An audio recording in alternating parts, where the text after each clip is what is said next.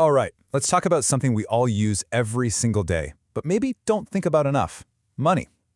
We're going to go on a quick journey, from actual gold coins all the way to the digital money on our phones, to figure out how we got here. Let's get right into it. But first, I want you to think about this for a second. What if the money you work so hard for was actually, by its very design, meant to become worth less over time? That one question is really the key to this whole story. So to understand where we're going, we've got to rewind the clock, way back to a time when money was something you could hold in your hand, and more importantly, something you could trust. For pretty much most of human history, money meant gold and silver.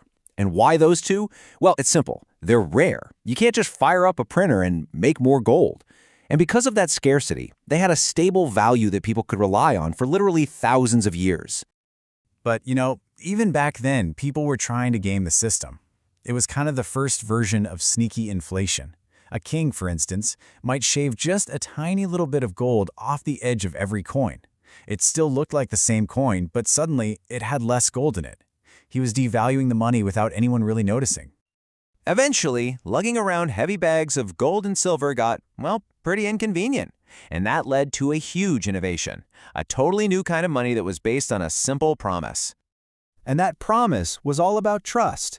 See, early paper money wasn't valuable by itself. It was basically just a receipt, an IOU. It was a claim ticket for a certain amount of real gold that was sitting in a vault somewhere. You could literally go and trade your paper back in for the actual shiny stuff anytime you wanted. People trusted it because it was pegged to something real. But then the 1930s hit. The Great Depression was an absolute global disaster. And right in the middle of all that chaos, an economist named John Maynard Keynes came up with a pretty radical idea. He said, what if governments could just create new money to spend their way out of the crisis? Now this is a really important moment. It's so easy for us to look back now and say, whoa, that's a dangerous, slippery slope. But try to put yourself in their shoes for a minute. Millions of people were suffering.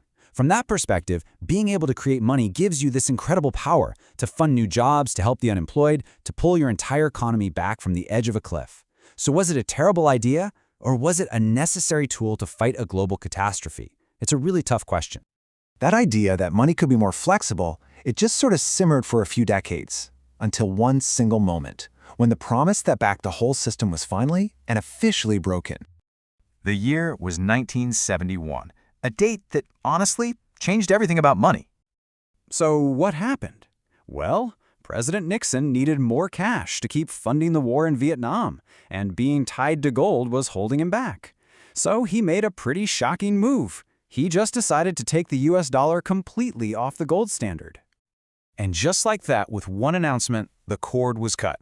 That promise that a dollar was worth a certain amount of gold, it was gone. For the very first time, the US dollar was valuable just because the government said it was. And that, right there, is the birth of the fiat money system we have today. This one decision kicked off a whole new economic era.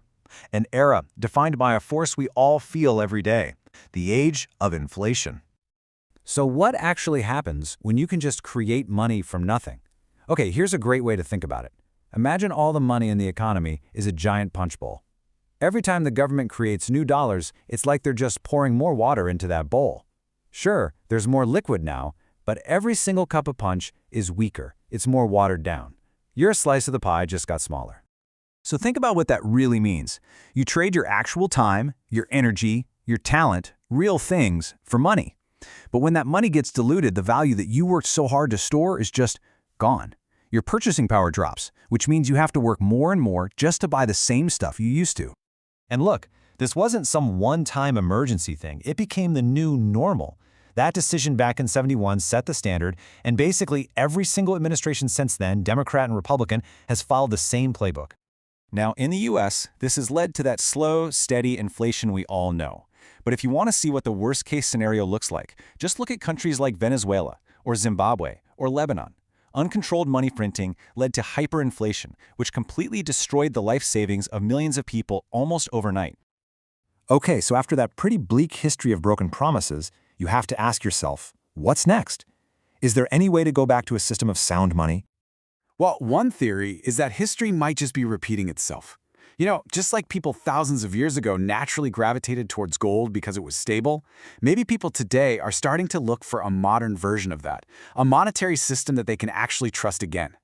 And that brings us to this big, modern analogy. Bitcoin is digital gold. The whole idea is that since Bitcoin has a fixed supply that can never be changed, it's like a digital scarcity that's locked in by code, it could play the same role that gold used to play, as a reliable, sound form of money for our digital world. Which leaves us with a huge question to think about. We've seen all the problems that come from a system where money can just be created forever. But is a new, digital money the real answer? Or are we maybe just trading one set of problems for a whole new one?